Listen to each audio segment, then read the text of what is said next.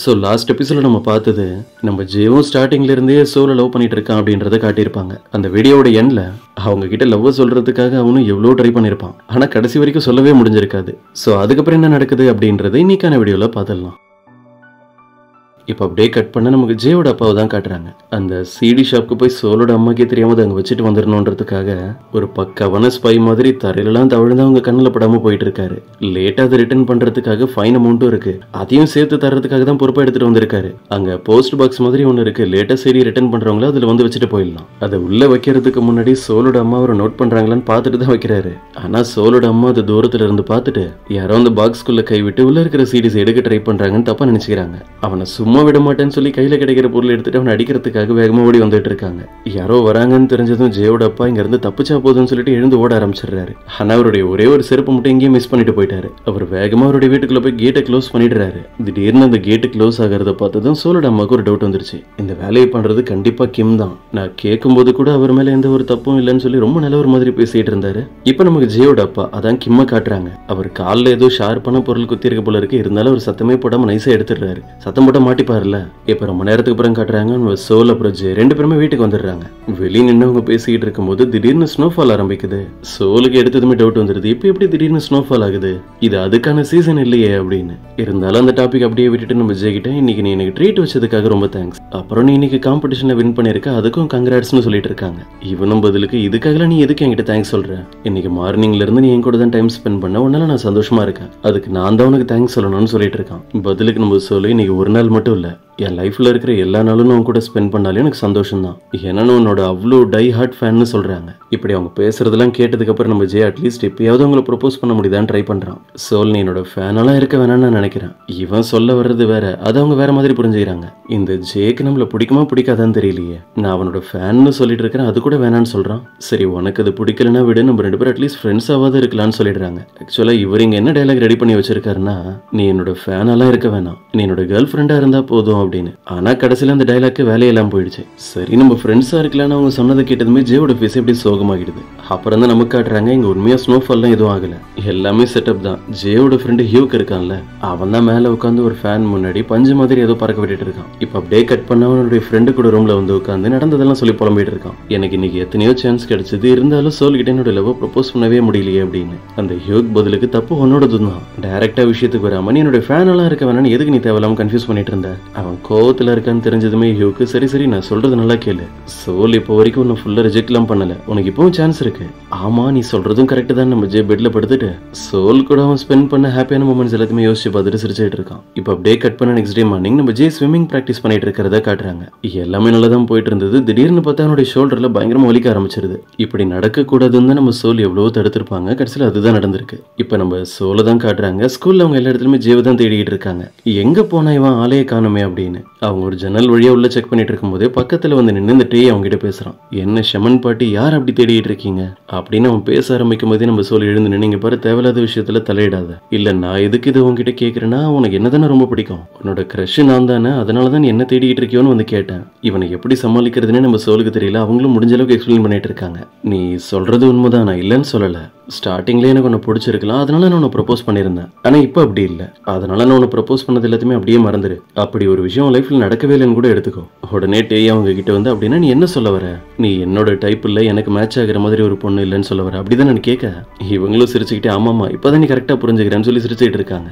அவன் பதிலுக்கு என்ன சொல்றான், உண்மை என்னன்னா இப்பதான் ரொம்ப இன்ட்ரெஸ்டிங்கா இருக்கு, என்னோட டைப் இல்லாம நீ கொஞ்சம் டிஃப்ரெண்டா இருக்கல்ல, அது எனக்கு ரொம்ப பிடிச்சிருக்குன்னு சொல்றான். சோல் கோவத்துல உன்னை திட்டலான்னு போகும்போது அந்த புள்ளிகள் கிட்ட இருந்து உனக்கு போன்ல மெசேஜ் வருது, டேய் இப்ப நீ எங்க இருக்க அப்படின்னு. இவன் நம்பரை கண்டுபிடிச்சு உனக்கு தொல்லை பண்ற மாதிரி மெசேஜ் பண்ணிட்டு இருக்கிறது அந்த புள்ளிகளோட வேலை போல இருக்கு. டேயும் சோல் கிட்ட இந்த விஷயத்துல ஹெல்ப் கேட்கறான். ஒருத்தவங்க நம்மள டிஸ்டர்ப் பண்ணிட்டே இருக்காங்கன்னா எப்படி நம்ம அவங்கள அவாய்ட் பண்றது, ஏதாவது ஐடியா இருந்தா சொல்லுன்னு கேட்கறான். அவ்வளவுதானு சொல்லிட்டு நான் பண்றது அப்படியே ஃபாலோ பண்ணி கரெக்டா பண்ணு அப்படின்னு வேக வேகமா அங்க இருந்து நடந்து போயிட்டு இருக்காங்க. இவனு திருத்தன்னு முடிச்சிட்டு இருக்கான். ஆக்சுவலா நம்ம சோல் அவனை அவாய்ட் பண்ணிட்டு போறாங்கல்ல, அதை தான் அவனுக்கு புரிய வைக்க ட்ரை பண்ணிட்டு இருக்காங்க.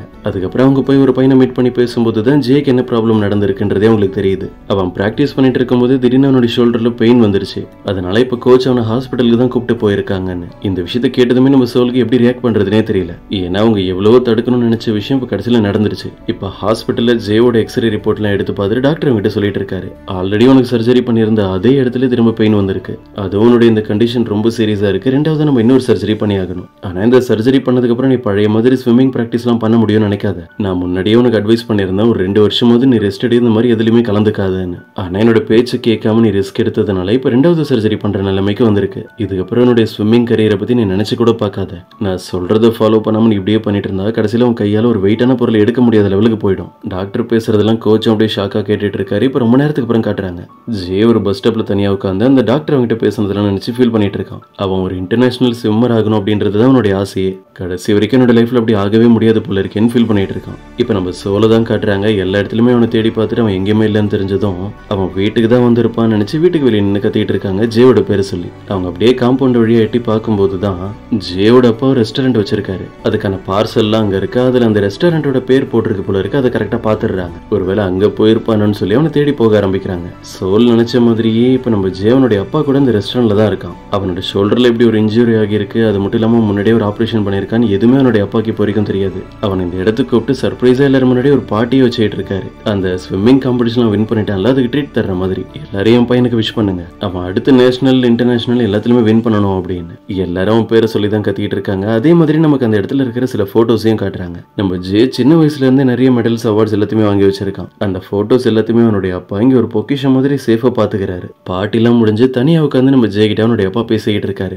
ஜே, நான் இதை விட சந்தோஷமான இன்னொரு விஷயத்தை உனக்கு சொல்லட்டுமா? நீ ஆஸ்திரேலியாவுக்கு போக போற, அதுக்கான டிக்கெட்ஸ் எல்லாம் நான் முன்னாடியே புக் பண்ணிட்டேன். அங்க ஒரு பெரிய கோச் இருக்காரு. அவர் உன்னை நேஷனல் இன்டர்நேஷனல் எல்லாத்துக்குமே ட்ரெயின் பண்ணுவாரு. இப்படி அவர் பாட்டுக்கு தொண்ணு பேசிக்கிட்டே இருக்காரு. நம்ம ஜேக்கு அவர்கிட்ட எப்படி உண்மையை சொல்றதுனே தெரியல. அப்பா, நீங்க இந்த மாதிரி ஃபிளைட் டிக்கெட் எல்லாம் புக் பண்ணி இருக்கவே கூடாது, இதெல்லாம் தேவையில்லைன்னு சொல்றான். நீ ஏன் ஒரு மாதிரி சோகமா பேசிட்டு இருக்க? ஃபிளைட் டிக்கெட்ஸ் அதிகமா இருக்குன்னு கவலைப்படுறியா?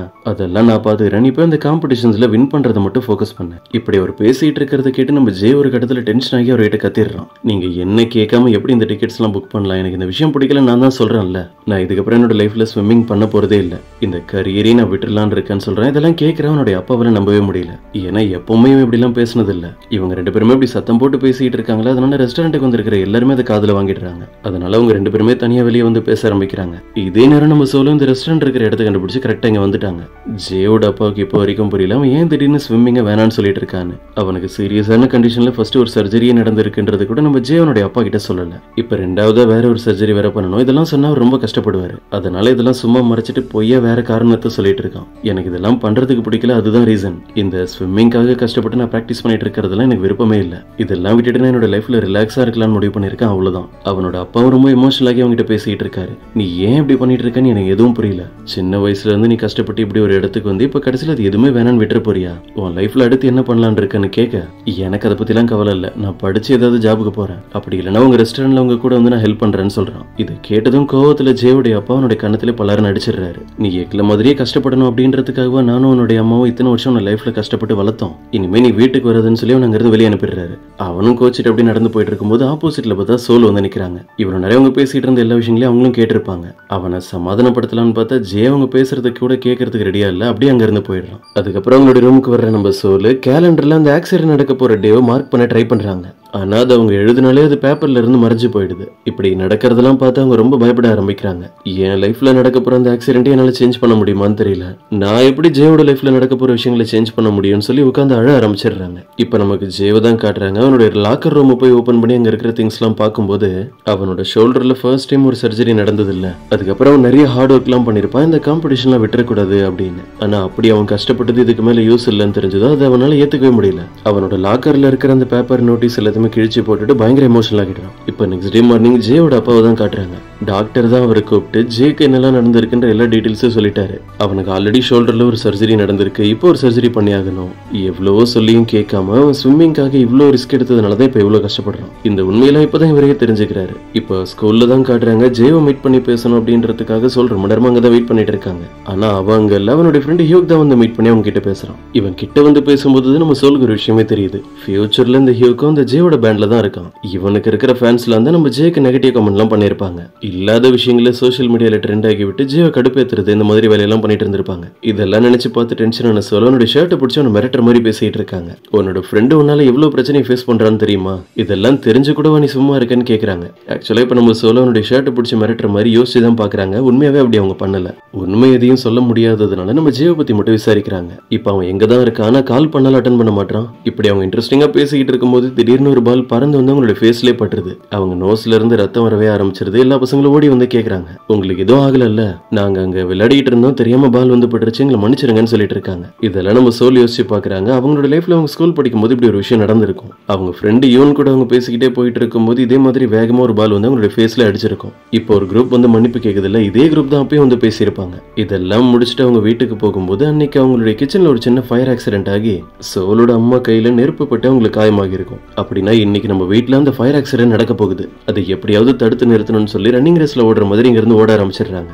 என்ன இந்த பொண்ணு திடீர்னு எழுந்து ஓடுறான்னு அங்க இருக்கிற யாருக்கும் ஒன்னும் புரியல. அப்படி ஷாக்லயே பார்த்துட்டு இருக்காங்க. இப்ப அப்படியே கட் பண்ண நமக்கு சோலோட பிரதர் தான் காட்டுறாங்க. இவனோட பேரு ஜியோம். ஜியோம் தான் இப்ப கிச்சன்ல இருக்கிற திங்ஸ் எல்லாம் வாஷ் பண்ணிட்டு இருக்கான் போல இருக்கு. கடையில இருந்துட்டு அவனோட அம்மா இதெல்லாம் பண்ண சொல்லி அவனை வேலை வாங்கிட்டு இருக்காங்க. அம்மா நான் இப்பதான் வீடை ஃபுல்லா கிளீன் பண்ணேன். இவன் என்னதான் பேசினாலும் பதிலுக்கு அவனுடைய அம்மா நான் வீட்டுக்கு வரதுக்குள்ள எல்லாத்தையுமே பக்காவா கிளீன் பண்ணி முடிச்சாகணும், போய் இப்பவே வேலைய ஆரம்பின்னு சொல்லி காலை கட் பண்ணிடுறாங்க. ஜியோம் இந்த கடுப்புல தெரியாம என்ன பண்றான், அந்த கேஸ் ஸ்டவ்ல ஒரு சைடு மட்டும் ஆஃப் பண்ணிட்டு இன்னொரு சைடை தெரியாம மறந்து அப்படியே விட்டுறான். சோல் வீட்டுக்கு போகும்போது அவங்களுடைய அம்மாவோட நம்பருக்கு நிறைய டைம் கால் பண்ணிட்டே தான் போறாங்க. ஆனா இப்ப அவங்க ஒர்க்ல இருக்காங்க போல இருக்கு, அதனால கால் அட்டன் பண்ணவே இல்லை. இவங்க இப்படியே ஓடிட்டு இருந்தா வேலைக்காகுது. ஏன்னா இவங்க வீட்டுக்கு சீக்கிரமா போயாகணும். யார்கிட்டயாவது லிஃப்ட் கேட்டாவது போயிடலான்னு பார்த்தா கரெக்டா ஒருத்தன் ஹெல்மெட் மாட்டிட்டு வரான். அது நம்ம டேய் தான். இவங்களும் வேற வழி இல்லாம லிஃப்ட் கேட்கறாங்க. ஆனா அவன் என்ன சொல்றான், உன்னை என் பைக்ல கூப்பிட்டு போய் உன்னோட வீட்டுல டிராப் பண்றதுல எனக்கு ஓகே தான், ஆனா இப்ப நான் கொஞ்சம் பிஸியா இருக்கனே அப்படின்னு அவன் பைக்ல அங்க இருந்து போக ஆரம்பிக்கும் போதே நம்ம சோல் போய் தடுத்து நிறுத்தி சில விஷயங்களை புரிய வைக்கிறாங்க. இது ஒரு எமர்ஜென்சி, என்னோட வீட்டுல ஏதோ ஒரு ஃபயர் ஆக்சிடென்ட் ஆக போகுதுன்னு நினைக்கிறேன், நீ ஃபயர் டிபார்ட்மெண்ட்க்கு இன்ஃபார்ம் பண்ண வேண்டியதுன்னு சொல்லி இவன் வேற பதில் பேசிட்டு இருக்கான். இங்க பாரு, இப்படி ஒரு விஷயம் நடக்க போகுது அப்படின்றது எனக்கும் கன்ஃபார்மா தெரியாது. இப்ப நான் உடனே என்னோட வீட்டுக்கு போயாகணும், உன்னால ஹெல்ப் பண்ண முடியுமா முடியாதான்னு கேக்குறாங்க. சரின்னு அவனும் அவனுடைய பைக்ல சோல் இங்க இருந்து வேகமா கூப்பிட்டு போறான். இப்படி இவங்க இங்க இருந்து போறது அங்க இருக்கிற எல்லாருமே வேடிக்கை பாக்குறாங்க. முக்கியமா அந்த புள்ளி கேங். அங்க பாரு ஓஹால் டேய் கூட அந்த சோல் பைக்ல போயிட்டு இருக்கா பாரு அப்படின்னு போட்டு வேற விட்டுட்டு இருக்காங்க. இன்னொரு பக்கம் யூன் ஸ்கூல் முடிச்சதுக்கு அப்புறம் நேரா சோலோட வீட்டுக்கு தான் வந்திருக்காங்க, ஒன்னா உட்காந்து படிக்கிறதுக்காக. அப்பதான் இந்த ஜிம் அந்த பாத்ரூம் எல்லாத்தையுமே கிளீன் பண்ணிட்டு அங்க இருந்து வெளியே வரான். இவங்களால அந்த ஸ்மெல்ல தாங்க முடியல. நீ தினமும் குளிப்பியா மாட்டியான்னு சொல்லி அவனுக்கு அடுப்பேத்துற மாதிரி கேள்வி கேட்டுட்டு இருக்காங்க. அவனும் டென்ஷன் ஆகி, என்ன ஓவரா பேசிட்டு இருக்கீங்க, நான் எப்பவுமே கிளீனா தான் இருப்பேன், இங்க என் மேல இருந்தெல்லாம் இந்த ஸ்மெல்லும் வரல. இப்படி அவங்க ரெண்டு பேருமே இன்ட்ரெஸ்டிங்கா சண்டை போட்டுட்டு இருக்கும் போதே அங்க கிச்சன்ல ஏதோ ஒன்று தீ பிடிச்சி எரிய ஆரம்பிக்குது. இவங்களும் அதை கவனிக்கல. இன்னொரு பக்கம் நம்ம சோல அந்த டீ கூட வீட்டுக்கே வந்துடுறாங்க. ஜன்னல்ல இருந்து புகை வர்றதை பார்த்ததுமே அவங்க வேக வேகமா வீட்டுக்கு தான் ஓடி வந்துட்டு இருக்காங்க. ஆனா அங்க உள்ள இன்னும் சண்டை போயிட்டு தான் இருக்கு. யூன் அந்த ஜியோமை பார்த்து, உன்ன மாதிரி ஆளுங்களே எனக்கு பார்த்தாலே பிடிக்காது, ரொம்ப லேசியா ஒரு சின்ன வேலையை கூட சரியா செஞ்சு முடிக்காம அப்படி இப்படின்னு என்னமோ சொல்லிட்டு இருக்காங்க. இப்படி அவங்க பேசிக்கிட்டு இருக்கிறதெல்லாம் கேட்டதுமே இந்த ஜியோம் அழுதுருவான் போல இருக்கு. கரெக்டா இந்த டைம்ல யூனுக்கும் டவுட் வந்துருது, என்ன ஏதோ தீப்பிடிச்சு எறிகிற மாதிரி ஸ்மெல் வருது அப்படின்னு. ஜியோம் என்ன சொல்றான், நீங்க பேசின பேச்சுக்கு என்னுடைய ஹார்ட் தான் தீப்பிடிச்சு எரிஞ்சிட்டு இருக்கு, அப்படியான அவங்களே கிட்ட வந்து ஸ்மெல் பண்ணி பாக்குறேன்னு சொல்லி அங்கேயே மயக்கம் போட்டு விழுந்துடுறாங்க. அதுக்கப்புறம் தான் இவனும் திரும்பி பாக்குறான், கிச்சனே மொத்தமா காலி, அப்படி தீப்பிடிச்சு எரிஞ்சிட்டு இருக்கு. இவனுக்கு எதுவும் ஆகக்கூடாதுன்னு சேஃப் அவங்களை இங்க இருந்து தூக்கிட்டு வெளியே ஓடிடுறான். அதுக்கப்புறம் உள்ள வர்ற நம்ம சோலும் டேயும் அந்த தீ அணைக்கிறதுக்கு எவ்வளவு ட்ரை பண்ணி பாக்குறாங்க. சோல் என்னென்னமோ ட்ரை பண்ணி பாக்குறாங்க, எதுவும் வேலைக்கு ஆகலன்னு தெரிஞ்சதும் ஒரு மாதிரி அப்செட் ஆகிடுறாங்க. டேய் இதை புரிஞ்சுக்கிட்டு அவங்களை சேஃப் அங்க இருந்து வேற ஒரு இடத்துல நிறுத்திட்டு ஒரு ஃபயர் எக்ஸ்டிங்விஷர் எப்படியோ தேடி கண்டுபிடிச்சு எடுத்துட்டு வந்து அங்க எரிஞ்சிட்டு இருக்கிற நெருப்பு மொத்தமா அணைச்சிடறான். இன்னொரு பக்கம் அந்த ஜியோமை தான் காட்டுறாங்க. அவன் யூனை சேஃபா மாடிக்கு தான் தூக்கிட்டு வந்திருக்கான். அவங்க மயக்கத்திலே இருக்காங்க, இன்னும் எழுந்திருக்கவே இல்லை. இவனுக்கு என்ன பண்றதுனே தெரியல. அவங்களுக்கு சிபிஆர் தரேன்னு சொல்லி கிஸ் பண்ற மாதிரி கிட்ட போகும்போது கரெக்டா யூன் எழுந்திருச்சிடுறாங்க. இப்படி இவனை பார்த்ததுமே ஒரே பஞ்சு தான். இதனால வாயில இருந்து ஒரு பல்லே உடஞ்சு போயிடுது. இப்ப ரொம்ப நேரத்துக்கு அப்புறம் காட்டுறாங்க, நம்ம சோலுக்கு இப்பதான் நிம்மதியா இருக்கு. எப்படியோ இந்த ஃபயர் ஆக்சிடென்ட்னால யாருக்கும் எந்த பிரச்சனையும் இல்லாம அதை அணைச்சிட்டாங்க. கரெக்டா அப்பதான் சோலோட அம்மாவும் உள்ள வராங்க. இந்த ஃபயர் ஆக்சிடென்ட்னால அவங்க கையில எந்த ஒரு காயமும் வரல. அதை பார்க்கும்போது உங்களுக்கு ரொம்ப சந்தோஷமா இருக்கு. அப்படின்னா என்னால இந்த ஒரு பாஸ்ட் சேஞ்ச் பண்ண முடிஞ்சிருக்கு அப்படின்னு. அதுக்கப்புறம் டே இங்க இருந்து போகும்போது சோல் போய் அவனுக்காக வெளியே நின்று அவங்ககிட்ட தேங்க்ஸ் சொல்லிட்டு இருக்காங்க. நீ எனக்காக இன்னைக்கு ரொம்ப பெரிய ஹெல்ப் பண்ணிருக்க, ஒரு நாள் கண்டிப்பா இதுக்காக நான் உனக்கு ட்ரீட் வைக்கிறேன்னு சொல்றாங்க. பதிலுக்கு இந்த டேயும், நீ என் கூட வெளியே போய் ஒன்னா டைம் ஸ்பெண்ட் பண்ணணும்னு ஆசைப்படுற, அதுதானே இப்படி கேட்கிற, எனக்கு புரியுதுன்னு அவனா எல்லாத்தையுமே பேசி முடிச்சுட்டு உன் ஃபேஸ்ல ஏதோ இருக்கு பாரு, அதை கிளீன் பண்ணுன்னு சொல்லிட்டு இருக்கான். சோலு இந்த சைடா அந்த சைடான்னு கேட்டு அவங்களோட ஃபேஸ்ல ஒரு சைடு ஃபுல்லா கரிய பூசிடுறாங்க. பரவாயில்ல, இப்ப நீ கியூட்டா தான் இருக்கான்னு சொல்றான். நீ நல்லா ஐஸ் வைக்கிற மாதிரி பேசுறேன்னு அவங்க சொல்றாங்க. 2 பேருமே சிரிச்சிட்டு இருக்காங்க. இப்ப அப்படியே கட் பண்ண நம்ம ஜேவை காட்டுறாங்க. அவனுடைய ஃப்ரெண்டு வீட்டுல தான் அவன் தூங்கிட்டு இருக்கான். அவன் இங்கதான் இருக்கான்றதை கண்டுபிடிச்சிட்டு ஜேவுடைய அப்பாவே நேர்ல வந்துட்டாரு அவனை சமாதானப்படுத்துறதுக்காக. நான் கோவத்துல அவங்ககிட்ட ஏதோ பேசிட்டேன், அதுக்காக நீ வீட்டுக்கு வராம இங்கேயே வரப்ப அப்படின்னு அவனை பக்கத்துல இருக்க ஒரு ரெஸ்டாரண்ட் கூப்பிட்டு போயிட்டு அவங்ககிட்ட சில விஷயங்களை சொல்ல ஆரம்பிக்கிறாரு. நீ எதுக்கு என்கிட்ட எந்த உண்மையும் சொல்லாம ஃபர்ஸ்ட் மறைச்ச? நேத்து நான் உங்ககிட்ட அவ்வளவு கேட்டேன், அப்ப கூட நீ உண்மையான காரணத்தை சொல்லவே இல்லை. இப்படி ஒரு ப்ராப்ளம் இருக்குன்னு நீ சொல்றதுனால உனக்கு என்ன பிரச்சனை? நான் என்ன உன்னை கை நீட்டி அடிக்க போறேன்? அவனுடைய அப்பா இப்படி பேசுறதை கேட்டதுமே அவனே அழ ஆரம்பிச்சிடறான். கிம்மோ அவனுடைய கண்ணத்தை செக் பண்ணி பார்த்துட்டு இருக்காரு. நான் நேத்து வேகமா தான் அடிச்சேன், ஆனா எந்த ஒரு மார்க்கும் இல்லை, எப்பவும் போலதான் இருக்கு உன்னுடைய ஃபேஸ் அப்படின்னு. அது இப்போ உங்களுக்கு கொஞ்சம் வயசாகிடுச்சு, அதனாலதான் நீங்க அடிச்சதுக்கு அப்புறமும் கூட எந்த ஒரு மார்க்கும் வரல அப்படின்னு அவர்கிட்ட எப்பவும் போல பேச ஆரம்பிக்கிறான். கிம்மோ அப்படிதான், நீ அந்த சிடி ஷாப்ல இருந்து எனக்கு தெரியாம ஏன் ஒரு சிடி வாங்கிட்டு வந்து வீட்டுல வச்சிருக்க? அதை நீ வாங்கி ரொம்ப நாள் ஆகிடுச்சு போல இருக்கு, கடைசியா நான் தான் அதை ரிட்டன் எடுத்துட்டு போய் தந்தேன். நான் முன்னாடியே சொல்லியிருந்த மாதிரி அது கொஞ்சம் ரொமான்டிக் மூவி. இந்த டாபிக் பத்தி அவனுடைய அப்பா பேசிட்டு இருக்கிறத கேட்கும்போது அவனுக்கே ஒரு மாதிரி அவமானமா இருக்கு. அப்பா நான் அதை வாங்கிட்டு வந்ததுல இருந்து அது சும்மா தான் இருக்கு, அதுல இருக்கிற மூவில நான் பார்க்கவே இல்லை. ஆனா அவரு ஜே சொல்றதை நம்பாம அப்படியே தான் உட்காந்துருக்காரு. இப்போ நெக்ஸ்ட் டே மார்னிங் நமக்கு ஹாஸ்பிட்டல்ல இருக்க ஜேவை தான் காட்டுறாங்க. டாக்டர் வந்து அவங்ககிட்ட அவனுடைய அப்பா கிட்டே பேசிக்கிட்டு இருக்காரு. ஜே இதுக்கப்புறம் ஸ்விம்மிங்ல கலந்துக்கவே கூடாது, ஞாபகம் வச்சுக்கோங்க. என்னோட பேச்சை கேட்காம இந்த விஷயத்துல நீ திரும்ப ரிஸ்க் எடுத்து அவனுடைய நிலைமை இன்னும் மோசமாகிடும். இவனை பாக்குறதுக்காக ஹாஸ்பிட்டலுக்கு வந்திருக்க சோலும் டாக்டர் இப்படி பேசிட்டு இருக்கிறதெல்லாம் கேட்டு வெளியே நின்று ஃபீல் பண்ணிட்டு இருக்காங்க. ரொம்ப நேரத்துக்கு அப்புறம் ஜே அங்க இருந்து வெளியே வரும்போது சோல் தனியா உட்காந்து அழுதுட்டு இருக்கிறதையும் பாக்குறான். அவனுக்கே புரியல என்னோட பிரச்சனைக்காக சோல் ஏன் இப்படி ஃபீல் பண்ணிட்டு இருக்கான்னு. அதுக்கப்புறம் நம்ம ஜே ஹாஸ்பிட்டல்ல ரெஸ்ட் எடுத்துட்டு இருக்கும்போது அவனுக்காக நிறைய ஃபுட்லாம் வந்திருக்கு. எல்லாமே அவனுக்காக நம்ம சோல் ரெடி பண்ணி அனுப்பியிருக்கிற ஃபுட் தான். அவங்க எப்ப இந்த இடத்துக்கு வராங்க போறாங்கன்றதே அவனுக்கு தெரியல. சோல் வந்து அவங்க நேர்ல மீட் பண்ணி பேசணும் அப்படின்றதுக்காகவே ரொம்ப நேரமா வெளியே வெயிட் பண்ணிட்டு இருக்கான். ஆனா அவங்க கடைசி வரைக்கும் வரவே இல்லை. அவன் மறுபடியும் வார்டுக்கு போனா அங்க இருக்கிற பேஷண்ட்ஸ் எல்லாருமே அவனுக்கு தேங்க்ஸ் சொல்லிட்டு விதவிதமா உட்காந்து சாப்பிட்டுட்டு இருக்காங்க. ஜேவோட அப்பா தான் அவங்ககிட்ட சொல்றாரு, உன்னோட ஃபேன் தான் யாரோ ஒருத்தவங்க நாங்க இப்படி எல்லாம் சாப்பிடுறதுக்காக எங்களுக்கு ரெடி பண்ணி தந்துட்டு போனாங்க. இவனும் உடனே வெளியே ஓடி வந்து பாக்குறான் சோலை மீட் பண்ணலான்னு. ஆனா அவங்க அந்த இடத்துல இல்ல. சோ இன்னைக்கான வீடியோ இதோட முடியுது. இது உங்களுக்கு பிடிச்சிருக்கும் நம்புறேன். அப்படி பிடிச்சிருந்தா மறக்காம உங்களுடைய ஃப்ரெண்ட்ஸ்க்கும் ஷேர் பண்ணிடுங்க.